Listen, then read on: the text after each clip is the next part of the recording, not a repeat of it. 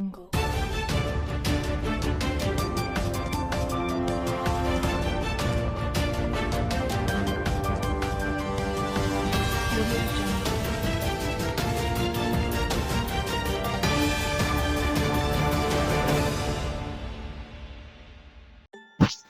बांधवांनी व भगिनींनी केला भीम आर्मीत प्रवेश व शाखा अनावरण सोहळा संपन्न।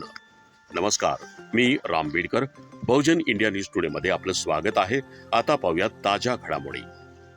भीम आर्मीचे खासदार ॲडव्होकेट चंद्रशेखर आझाद यांचे अभ्यासू, लढाऊ व दणकट नेतृत्वामुळे देशभर भीम आर्मीकडे सध्या इनकमिंग जोरात चालू झाली आहे।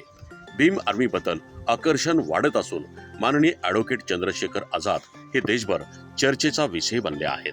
याचाच एक भाग म्हणून लातूर जिल्ह्यातील निलंगा तालुक्यातील भीम आर्मीचे तालुका अध्यक्ष अतुल सोनकांबळे यांच्या नेतृत्वाखाली बोरसुरी या गावात दिनांक 1/8/2024 या रोजी साहित्यरत्न अण्णाभाऊ साठे यांच्या जयंतीचे औचित्य साधून भीम आर्मी एकता मिशनच्या वतीनं विविध कार्यक्रमाचं आयोजन करण्यात आलं होतं। सदर कार्यक्रमाला प्रमुख पाहुणे म्हणून भीम आर्मीचे राष्ट्रीय संघटक यशपाल बोरे, भीम आर्मीचे राज्य संघटक अक्षय धावारे, मराठवाडा अध्यक्ष विनोद ओले हे होते। तर प्रमुख उपस्थिती म्हणून लातूर जिल्हा अध्यक्ष विलास चक्रे, जिल्हा सचिव बबलू शिंदे, जिल्हा कार्याध्यक्ष बबलू गवळे, लातूर तालुका अध्यक्ष बाप्पा धनगावकर, निलंगा तालुका अध्यक्ष अतुल सोनकांबळे सह जिल्ह्यातील व निलंगा तालुक्यातील पदाधिकारी यासह गावातील नागरिक यावेळी मोठ्या संख्येने उपस्थित होते। बहुजन इंडिया न्यूज टुडे साठी मी राम बीडकर सह मुख्य संपादक मनोज मेळे।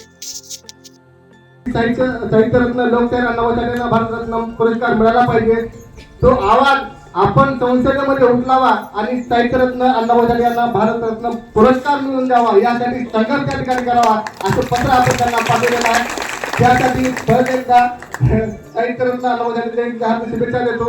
आणि समोर बसलेले सगळे माझे माता भगिनी आहेत, माता भगिनी समोर लेकरांनी काही फार बोलून असं वाटतंय, परंतु माता भगिनीनं मला समाजाला दान केल्यासारखी गरज झाली आहे, त्याच्यामुळे मला बोलणं भाग आहे।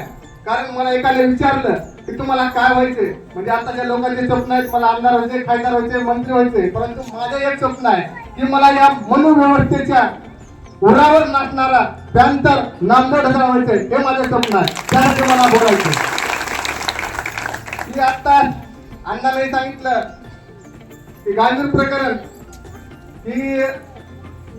प्रकरणामध्ये आम्ही काही तलवारी घेऊन गेलो नव्हतो, आम्ही बाबासाहेबांनी दिलेल्या लोकशाहीचे अधिकार घेऊन त्या ठिकाणी माता भगिनीला न्याय मिळवून देण्यासाठी, संघर्ष करण्यासाठी आणि त्या मनुवादी लोकांवर गुन्हे दाखल करण्यासाठी आम्ही त्या ठिकाणी न्याय मागण्यासाठी गेलो होतो। परंतु आपण ज्या लोकशाही देशामध्ये राहतो, ज्या डॉक्टर बाबासाहेब आंबेडकरांनी आम्हाला भारतीय संविधानाने अधिकार दिला, त्या अधिकाराचा जर आम्ही वापर करण्यासाठी आणि हक्काने जर गुन्हे दाखल करा म्हणून न्याय मागत असाल तर त्या ठिकाणी न्याय मागायला गेल्यानंतर आमच्यावर गुन्हे दाखल करून जर आम्हाला 15 दिवस जेल भोगायची तयारी असेल तर एखाद्याच्या कानाखाली आवाज काढून महिनाभर जेल भोगायची तयारी सुद्धा आमच्यात आहे।